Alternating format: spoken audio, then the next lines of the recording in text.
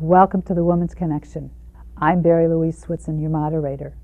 The Women's Connection is a program about events shaping women's lives and helping one gain authentic power on a personal or professional level. So won't you stay tuned? Welcome.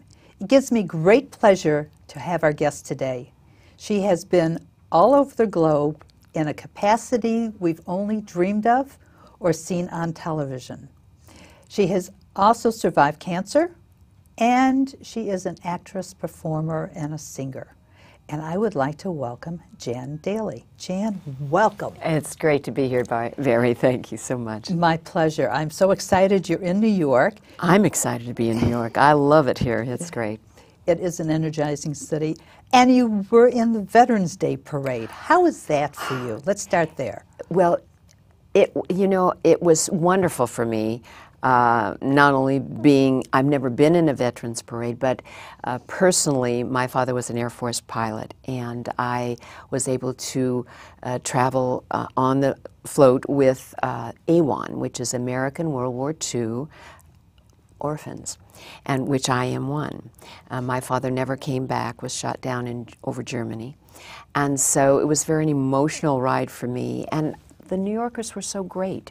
I mean, they were so loving, and they were clapping and signs, freedom is not free, and it was a wonderful experience. You've seen combat.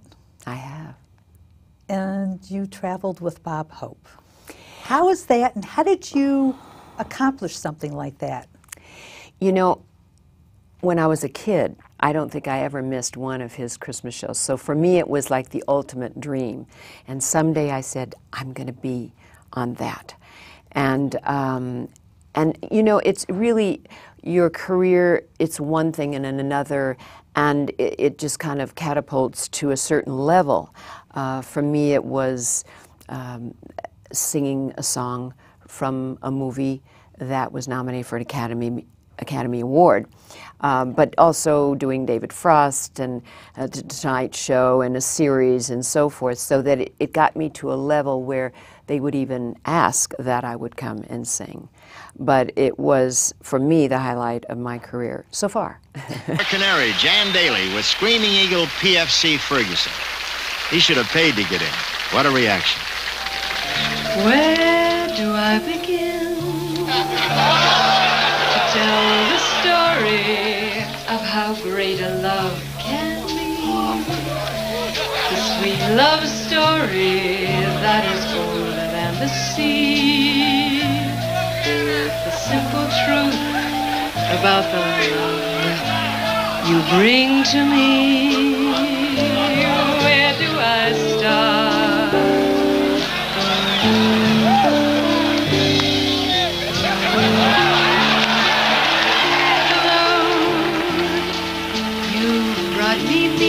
To this empty world of mine, there'd never be another love, another time. You came into my life and made the living fine. It fills my heart, fills my heart.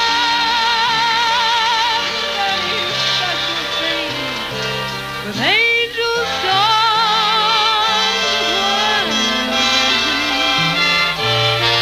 fills my soul, so much love that anywhere I go,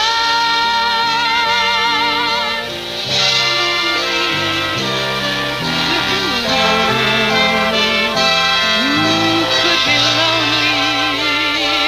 I reached for his hand. It's always there.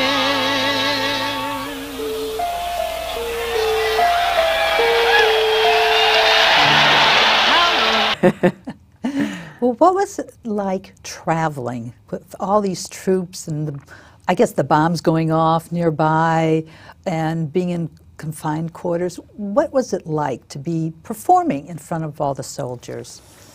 You know, I think what kind of blew me away, not literally, but was that I didn't realize that everyone would be young, like myself. For some reason, it didn't. So when I would look out, they would be the same age as I, 18 and 19 and 20. And I never really thought about the danger of it. I was just so excited to be there singing to our GIs. And we did have a couple of close calls, and then it was a wake-up call for all of us, saying, I guess we are closer than we think. And but it didn't really put a damper on our spirits at all, because once you walk out on stage to 30 or 40,000 screaming GIs, it's such energy comes to you, and you forget everything else. And they were so appreciative. I mean, everything. They laughed, they cried, they sang with us, and it was just an amazing experience. And kind of an emotional roller coaster as well. I would close the show with Silent Night. And I would begin it, and then the men and women would join in with me. And in the beginning, I just would lose it. I would just get so teary-eyed because it was a very emotional time in our program. Everything else was light and airy and girls and legs and all that kind of thing. But at that point, it brought them home. And so eventually I just looked at that camera and knew that I couldn't look anywhere else. And probably because my father was, an Air Force pilot who didn't come back. And so it was an emotional thing for me. So it was one of those experiences you never forget. How many years were you on the road with Bob Hope?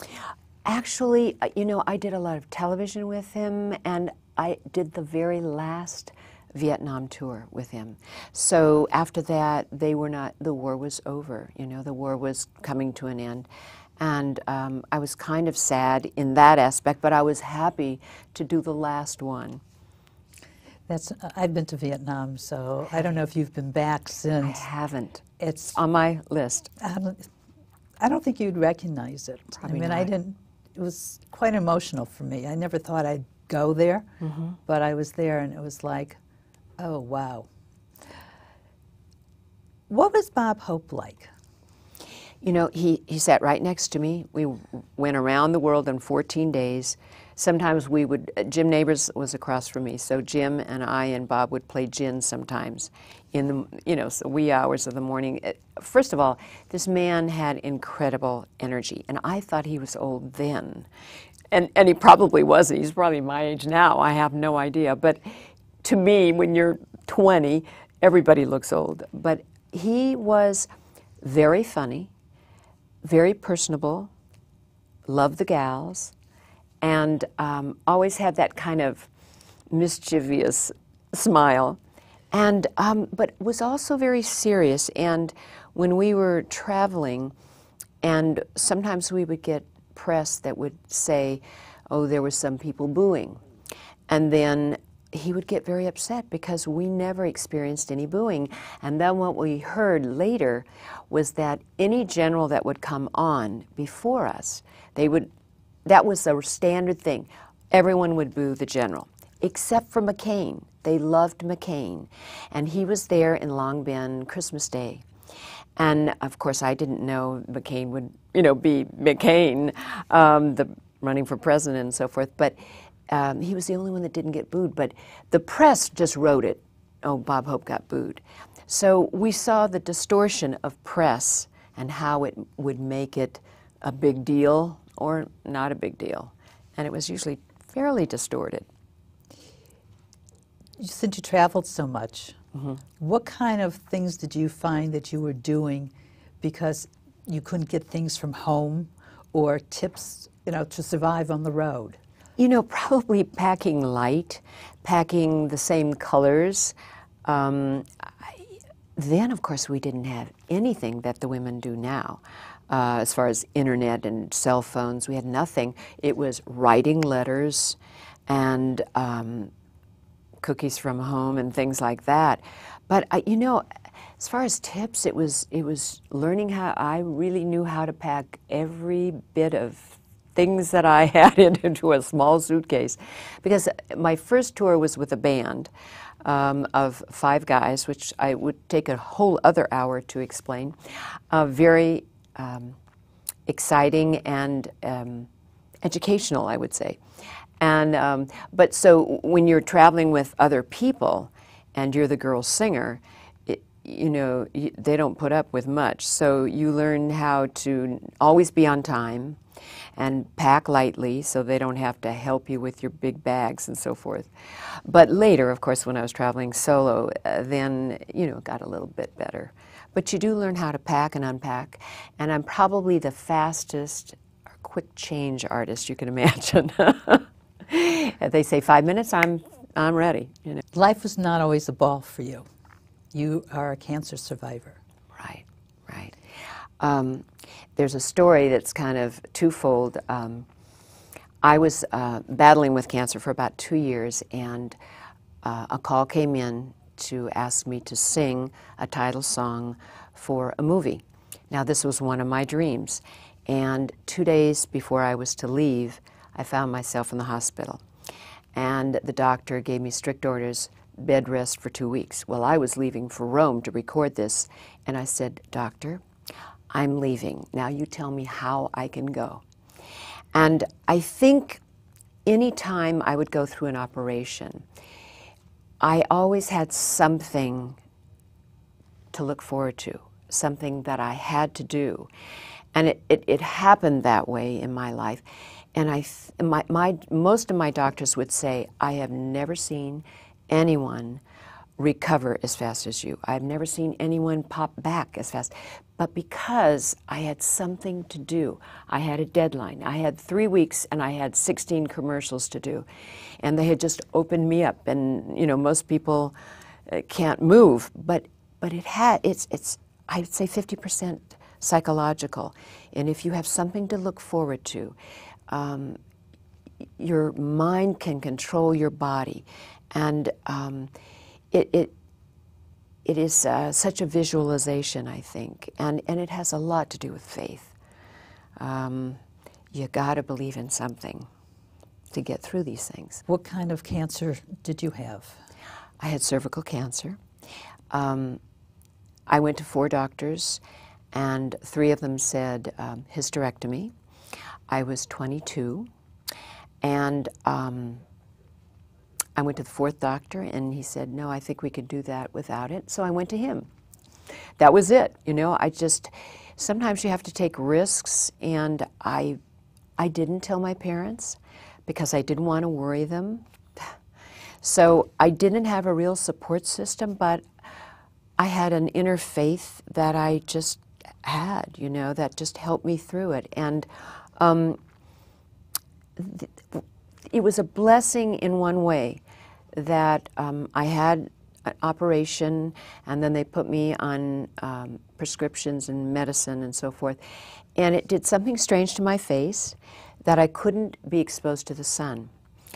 And I was a lifeguard, a swimmer, a trained swimmer, and so I was always brown as a berry.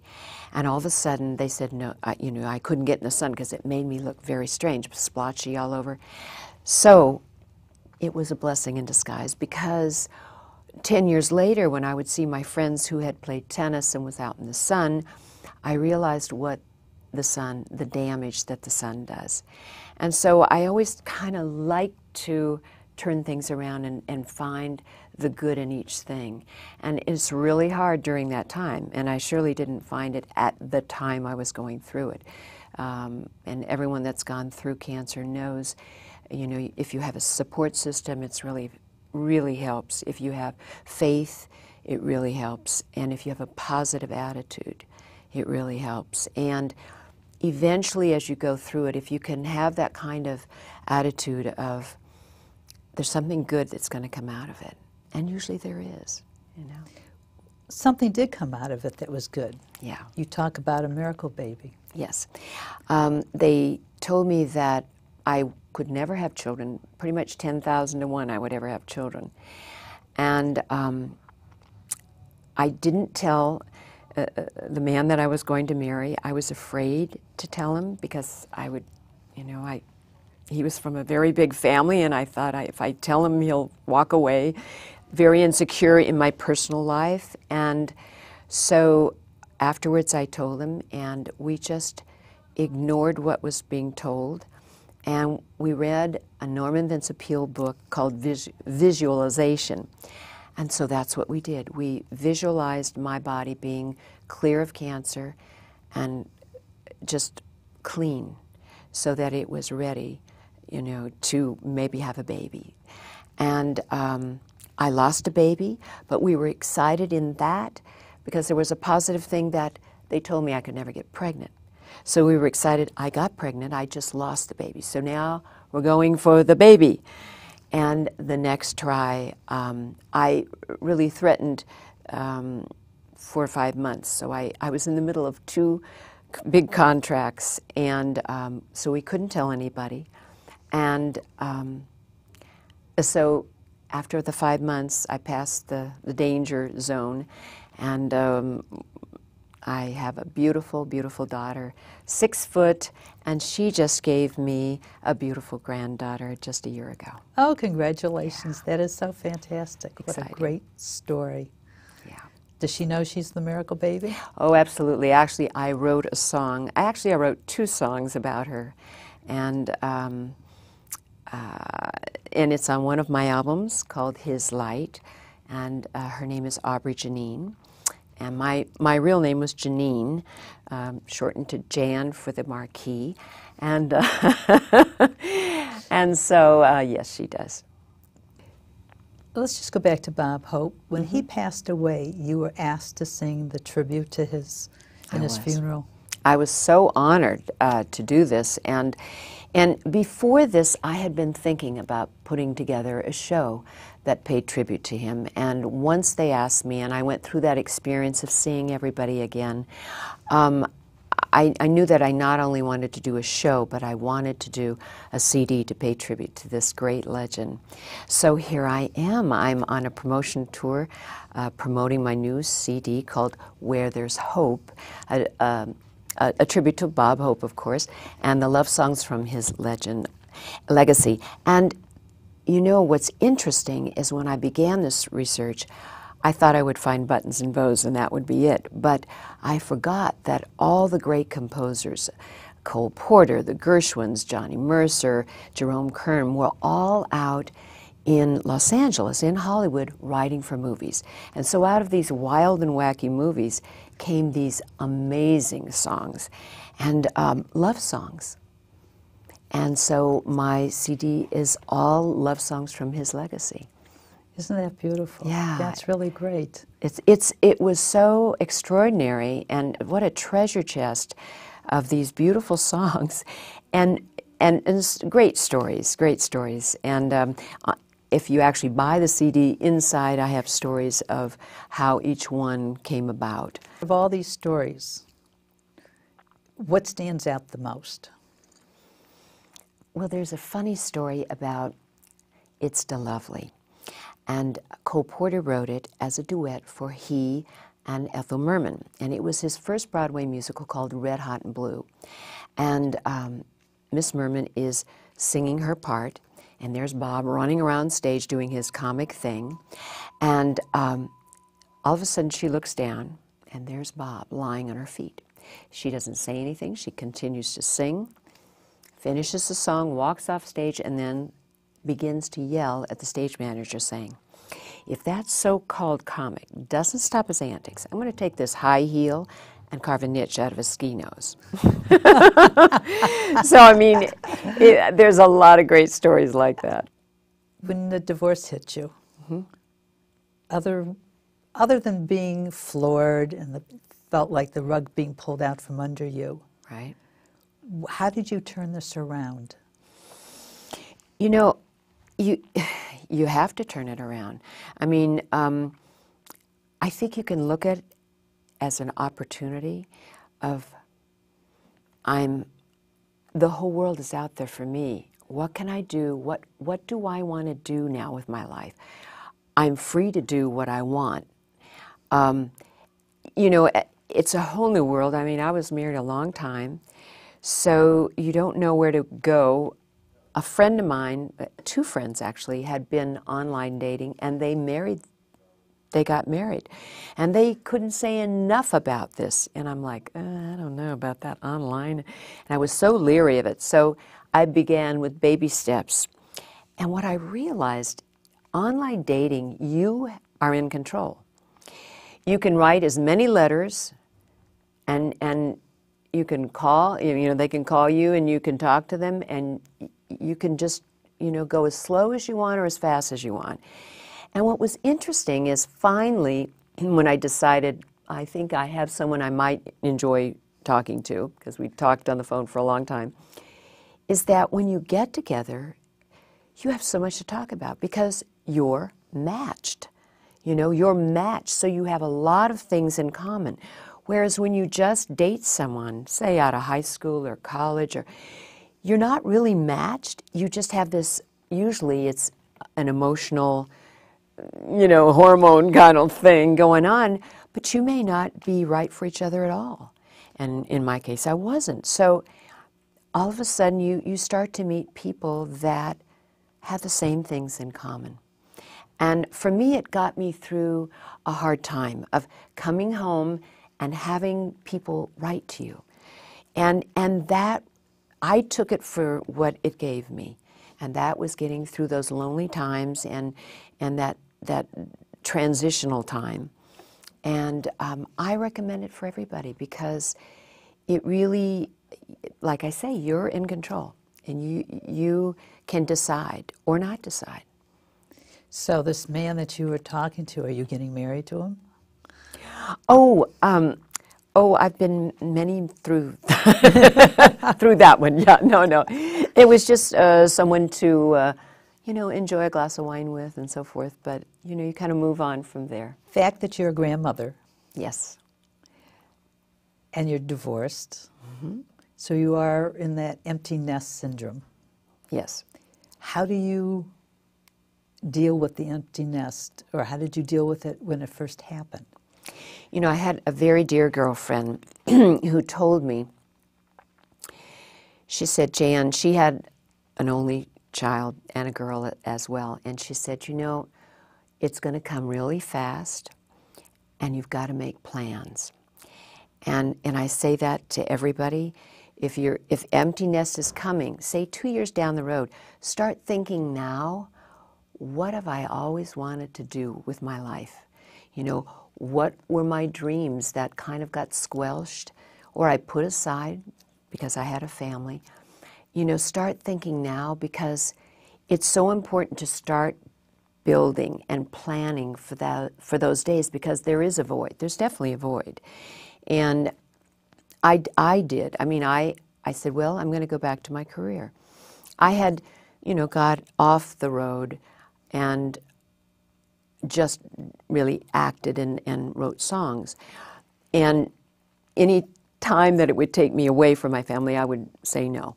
But at this point, I decided to go back into performing and still writing and so forth. But so I started a little bit, baby steps of getting out there.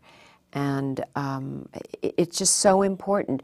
It can be a charity, you know. It can be a passion for your garden or something that you haven't had a chance to do. And we all know we never have enough time when we have kids to do what we really want to do.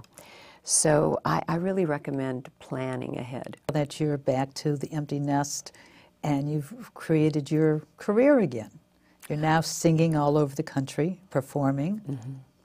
What is your favorite place, or you haven't found it yet? Or I'm going to clear my voice. My favorite place, that's a good question. So, in the very beginning, I found it very hard to decide whether I was going to act, whether I was going to just write songs, or whether I was going to sing.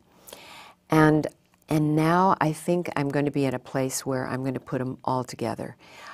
Probably my next project will be a one-woman show. And I have a story to tell, and it's kind of intermingled with my father and Bob Hope and the music from these eras. And I've been writing for about a year and a half about it. So I think that's really my best thing. I think that to be able to do it all will be really exhilarating for me, to be able to act, to write the songs, and to sing them. And I'm hoping I'm not in a walker, but I'm not so far. Oh, you know what I forgot to say? My album is on 1,300 stations. We're very excited about that. And Great. I am up for 2 nominations for the Grammys. So we're just ecstatic. And my daughter always said, Mother, you are going to be in a walker before you get an award. So for me, just to get a nomination would be, I would be very, very happy. That's so fantastic. I'm thoroughly excited, yeah. In the closing moments of the show, what would you like to leave the audience with? I think probably, you know, if you're knee-deep in diapers, if you're an empty nest, if you've gone through an illness, divorce, you're a widow, I think you have to look into yourself and say, what did I always wanted to do? You know, what are the dreams that I left behind? You know, the world is ahead of me, and I can do whatever I want now.